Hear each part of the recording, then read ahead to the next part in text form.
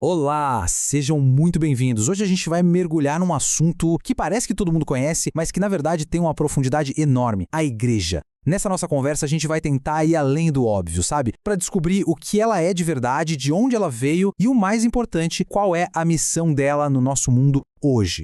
E para começar, queria propor uma reflexão. Quando você ouve a palavra igreja, qual é a primeira coisa que aparece na sua cabeça? Tenta guardar essa imagem, porque a gente vai, juntos, explorar as várias camadas que formam essa realidade que é, ao mesmo tempo, tão complexa e fascinante. Talvez a imagem que surgiu aí foi a de um prédio, tipo a igreja do seu bairro, com a torre, os vitrais, ou quem sabe uma instituição, uma organização cheia de regras, com toda uma estrutura hierárquica. Olha, essas visões não estão erradas, não. Mas é como olhar para uma única pecinha de um quebra-cabeças gigante. Falta ver o resto, né? Agora, dá uma olhada nesta frase de Santo Hipólito, um escritor lá do século III. A igreja é o lugar onde floresce o espírito. Isso já muda tudo, não é? Não fala de parede, de tijolo, mas de vida. Não fala de regra, fala de florescer. É bem aqui que a nossa jornada de descoberta começa para valer. Para a gente aprofundar, o primeiro ponto que é fundamental entender é o seguinte: para a fé cristã, a igreja não é, antes de mais nada, uma criação de gente. Ela é entendida como um mistério de fé, ou seja, algo que tem sua origem lá em Deus. Essa tabela aqui ajuda a gente a ver bem a diferença. De um lado, você tem a ideia de uma organização humana, fundada por pessoas, focada em atividades. Do outro, a visão de um mistério de fé que foi fundado por Jesus Cristo, que é chamado de povo de Deus, de corpo de Cristo, e que tem uma missão muito, mas muito maior: a salvação. A diferença está toda na origem e, claro, no propósito final. Mas de onde vem essa ideia de uma origem divina? O Catecismo da Igreja Católica usa uma imagem que é, assim, poética e muito forte. Ele compara o nascimento da Igreja com o de Eva. Assim como Eva foi formada a partir do lado de Adão, a Igreja nasceu do coração de Cristo, aberto na cruz, sabe? Daquele sacrifício de amor total dele pela humanidade. Ok, então se a igreja tem essa origem divina, como é que a gente consegue identificar ela? Bom, desde o comecinho, os cristãos rezam no credo 4 características que são essenciais. 4 marcas, que são tipo o DNA da igreja.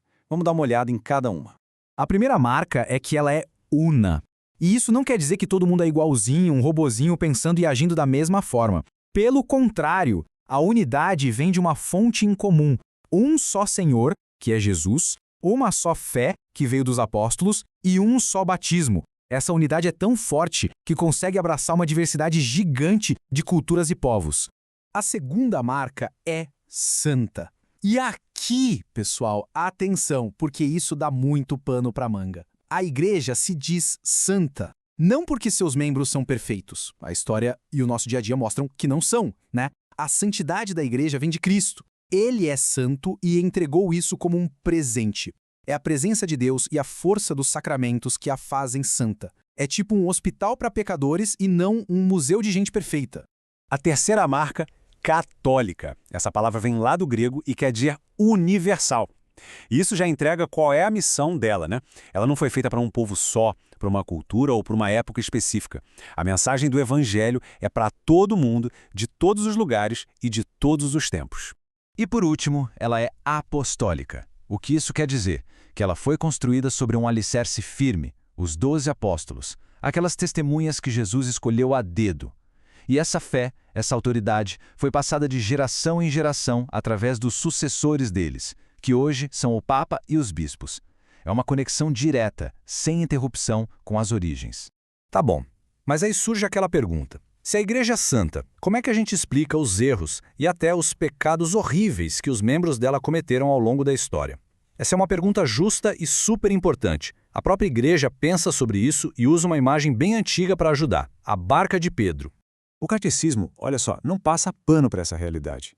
Ele diz com todas as letras que a igreja encerra no seu próprio seio os pecadores. E é exatamente por isso que ela vive num estado constante de precisar se purificar, de fazer penitência, de se renovar. Ser honesto sobre as próprias falhas é o primeiro passo. E isso nos leva para essa analogia tão bonita da barca de Pedro. Pensa na igreja como um barco grande, navegando pelo mar da história. A tripulação, que somos nós, os membros, é cheia de falhas. A gente pode errar, pode sujar o converse, pode até brigar, mas, segundo a fé, o capitão, aquele que está no leme, é o próprio Jesus. E é por isso que, mesmo com todas as tempestades e as mancadas da tripulação, A promessa é que essa barca não vai afundar. E esse esforço de purificação não é só uma ideia bonita, não. Ao longo da história, mesmo no meio de muita contradição, a gente vê esse movimento acontecendo. Por exemplo, como a gente vê aqui, em 1435, um papa manda libertar escravos sob pena de excomunhão, séculos antes disso virar lei. E esse caminho chega até aquele gesto histórico de São João Paulo II, no ano 2000, pedindo perdão pelos erros do passado. É um caminho que não para. Agora vamos para outra imagem poderosíssima para entender a igreja. A de um corpo vivo, o corpo de Cristo. Isso ajuda a gente a sacar que a igreja não é só uma estrutura por fora, mas uma realidade viva, orgânica, onde cada pessoa tem um papel fundamental que ninguém mais pode fazer. Nesse corpo, Cristo é a cabeça, de onde vem toda a vida. A hierarquia, o Papa, os bispos, os padres, não existe para ser uma pirâmide de poder, mas sim para servir, para alimentar e guiar o corpo. E os leigos, que são a grande maioria, formam esse corpo e têm uma missão única e essencial. E qual é essa missão? O ponto-chave é esse aqui. A missão dos leigos é santificar o mundo por dentro. Não é sobre fugir do mundo, mas sobre transformar as coisas do dia a dia, a família, o trabalho, a cultura, a política, com os valores do evangelho. Essa é tipo fermento no meio da massa, sabe? Influenciando tudo de dentro para fora.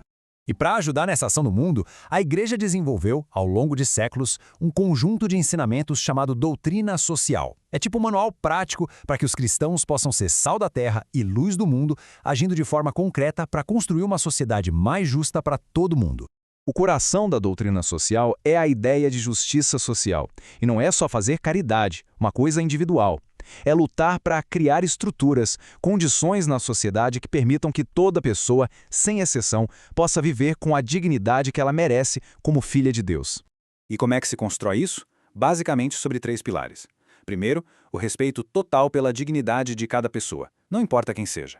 Segundo, reconhecer que todo mundo é igual em dignidade, mas as nossas diferenças nos enriquecem. E terceiro, a solidariedade. A consciência de que a gente é responsável uns pelos outros. E esse versículo aqui resume a base de tudo. Essa preocupação social não é uma moda de agora, não. Ela vem direto das palavras de Jesus. Cuidar do mais fraco, do mais pobre, de quem está à margem, não é uma opção. É encontrar e servir o próprio Cristo. Então, chegando ao fim do nosso percurso, a gente vê que a igreja é muito mais que um prédio.